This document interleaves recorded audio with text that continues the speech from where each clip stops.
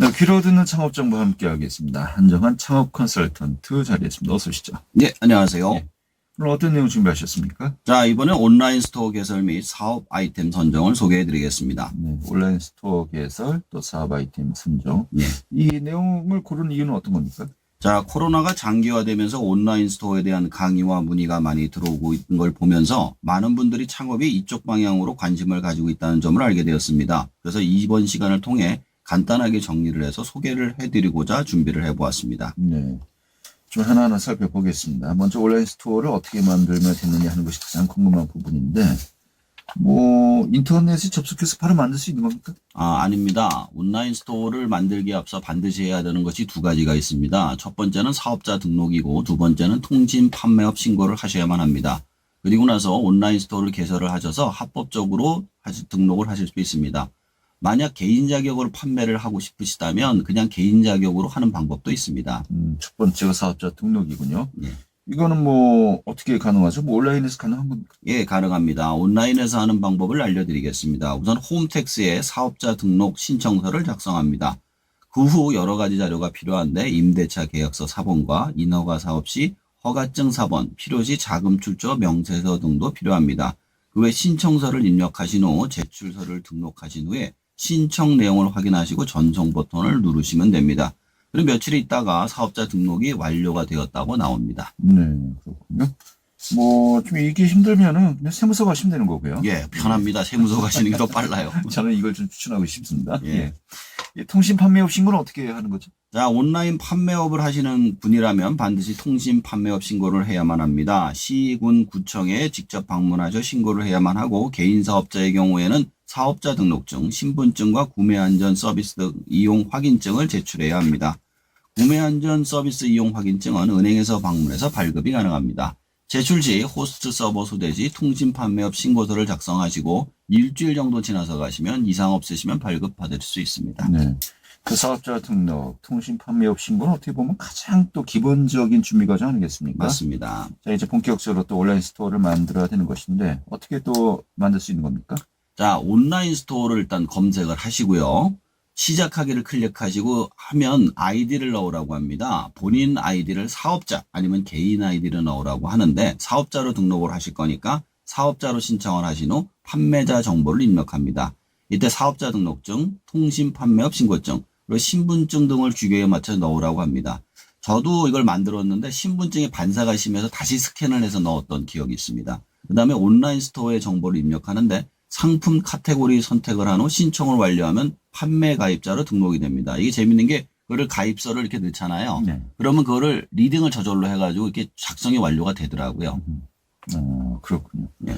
자, 그런데 사업자 등록까지는 쉽게 이해가 갑니다만은 가장 중요한 것, 어떤 물건을 누구에게 어떻게 판매할 것인가, 이것은 이제 정해야 되는 거 아니겠습니까? 맞습니다. 어떻게 좀 프로세스를 밟으면 될까요? 자, 이걸 사업 아이템 선정이라고 그러는데요. 일반적으로 생각하기에 내가 먼저 물건을 구해서 사람들에게 파는 거라고 생각하지만 사실은 반대로 해야 합니다.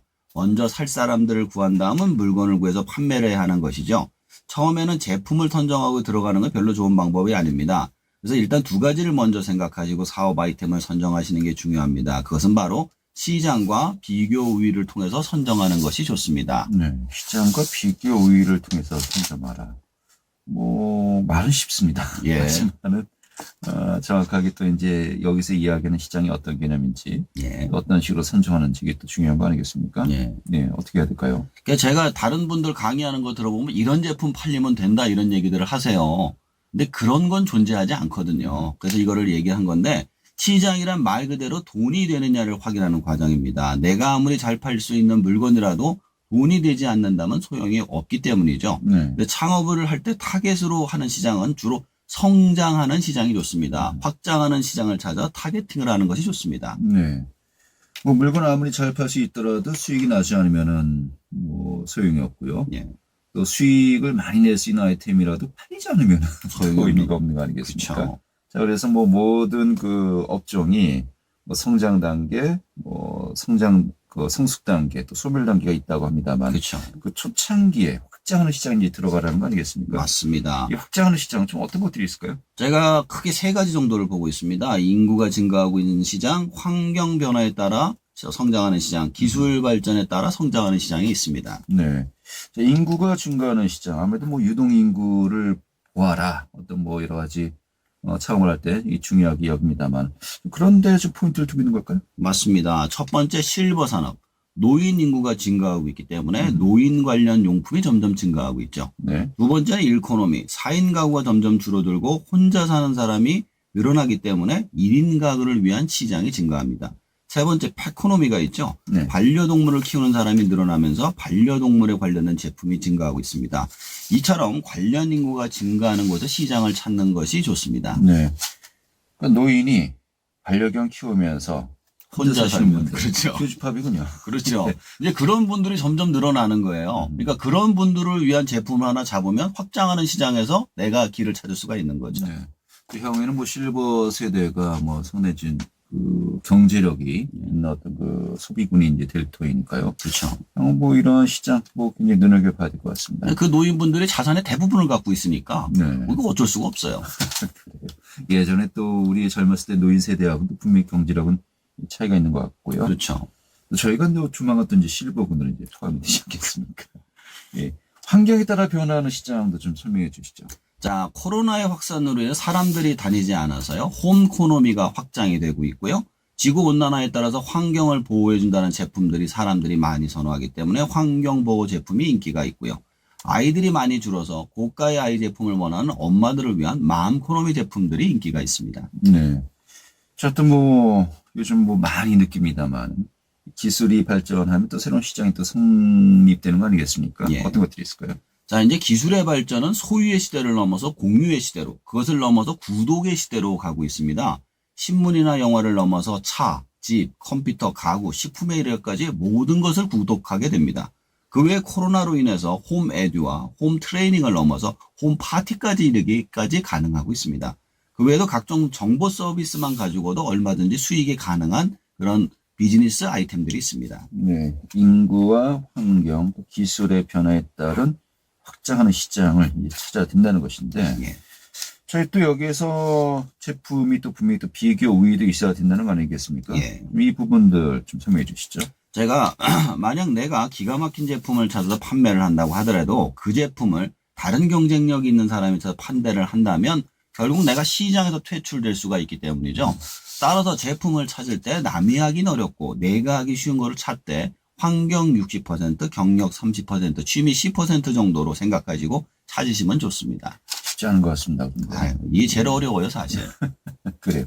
자, 그런데 뭐 환경과 경력, 취미를 잘 적절하게 고려해서 어떤 아이템을 선정을 했습니다. 예, 근데 이것이 정말로 또 시장에서 경쟁력이 있겠냐, 예, 상품성이 있겠냐, 이것을 또 확인해야 되지 않겠습니까? 맞습니다. 근데 어떻게 좀 우리가 이것을 확인할 수 있을까요? 제일 좋은 방법은 일단 팔아보는 거예요.